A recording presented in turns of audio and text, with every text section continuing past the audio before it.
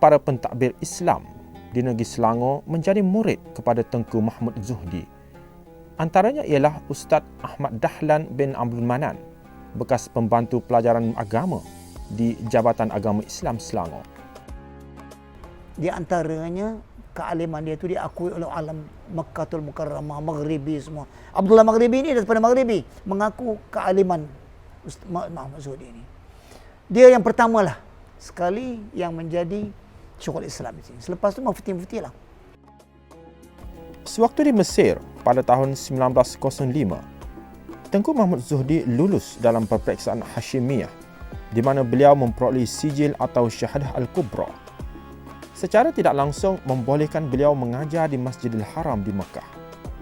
Pada masa yang sama, beliau juga dikatakan mendalami ilmu berkaitan sastra Arab dan ilmu tarikat, serta mendapat bai'ah dari tarikat Syatariyah dan tarikat Syaziliyah dari Syekh Wan Ali Kutan Al-Kelantani.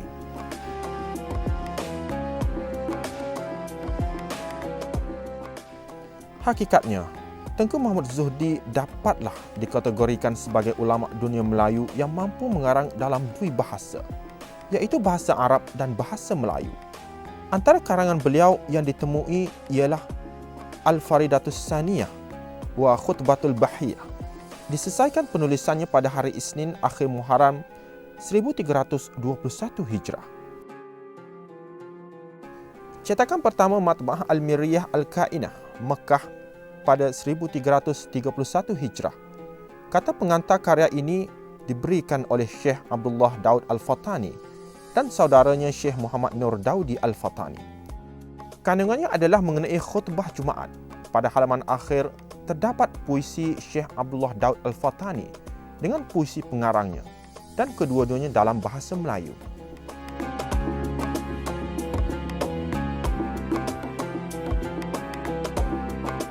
Merujuk kepada sumbangan ulama dalam penubuhan negeri Selangor semenjak kurun ke-18, iaitu selepas merdeka dari naungan Melaka dan Johor, agak kabur kerana ketiadaan bukti sejarah dan kenyataan yang mencatatkan secara langsung penglibatan ulama dalam penubuhan dan pembentukan negeri Selangor.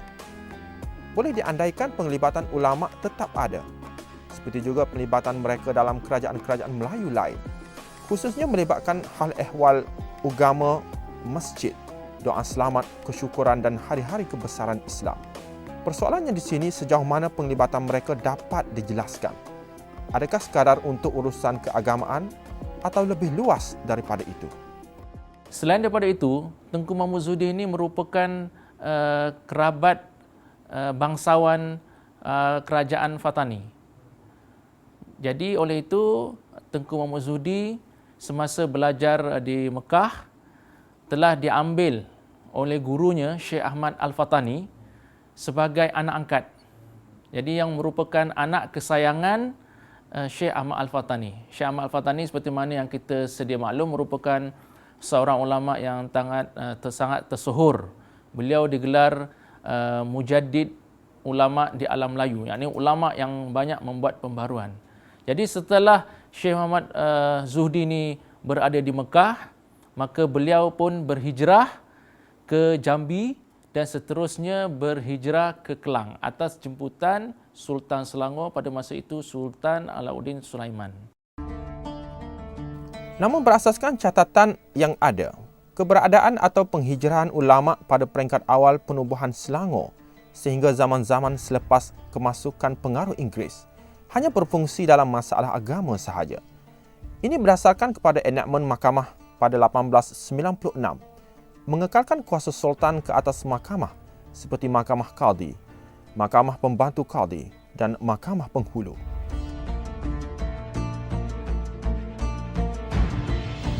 Di kaki bukit Masjid Diraja Sultan Sulaiman, lebih tepat lagi di Jalan Bukit Jati, Kelang, tinggalnya waris terdekat Allahyarham Tengku Mahmud Zuhdi. Perbualan dengan keluarga Puan Raja Faridah dan ditemani oleh Tengku Aman Shah. Pertemuan ini akan cuba menyelongkar salah silah jurai keturunan Allahyarham Tengku Mahmud Zuhdi. Lantaran pertemuan itu tercetuslah dengan penuh harapan tinggi menggunung. Mana-mana waris Allahyarham Tengku Mahmud Zuhdi yang lain berada di serata Curug Rantau agar mereka dapat bertaut suatu hari nanti. Kepentingan ilmu merupakan tuntutan fardu ain yang wajib dilaksanakan setiap individu Muslim, mendorong ayahandanya untuk memberi pendidikan dan mengajar Tengku Muhammad Zuhdi ilmu-ilmu asas Islam melibatkan fardu ain dan fardu kifayah. Sekitar tahun 1885, halangan dan segala kesukaran tidak pernah mematahkan semangat Tengku Muhammad Zuhdi. Walaupun pada usia beliau ketika itu antara 8 hingga 9 tahun, dalam usia yang begitu muda, beliau dengan penuh iltizam dan cita-cita berhijrah ke kota Mekah. Selanjutnya di Mekah, beliau telah diberi pendidikan oleh Syekh Ahmad Al-Fatani. Tengku Muhammad Zuhdi berhijrah dari Mekah ke Jambi, Sumatera dan sampai di Jambi pada hari Khamis, 23 Oktober 1925. Di sana beliau mendirikan sekolah Arab di tempat bernama Tahtul Yaman. Dalam pada itulah Sultan Sulaiman mendapat khabar ulama tersebut berada di Jambi dan masyhur kealimannya. Sekitar tahun 1925, baginda Sultan Sulaiman berangkat ke Jambi, Sumatera untuk menjemput Tengku Muhammad Zuhdi supaya berpindah ke Selangor. Maka pada tahun 1929, Tengku Muhammad Zuhdi berangkat ke Kelang dan disambut besar-besaran setibanya di sana. Baginda Sultan memuliakan Tengku Muhammad Zuhdi dengan melantik beliau sebagai penasihat agama Selangor dan selanjutnya bergelar Syekhul Islam Setia Diraja Selangor.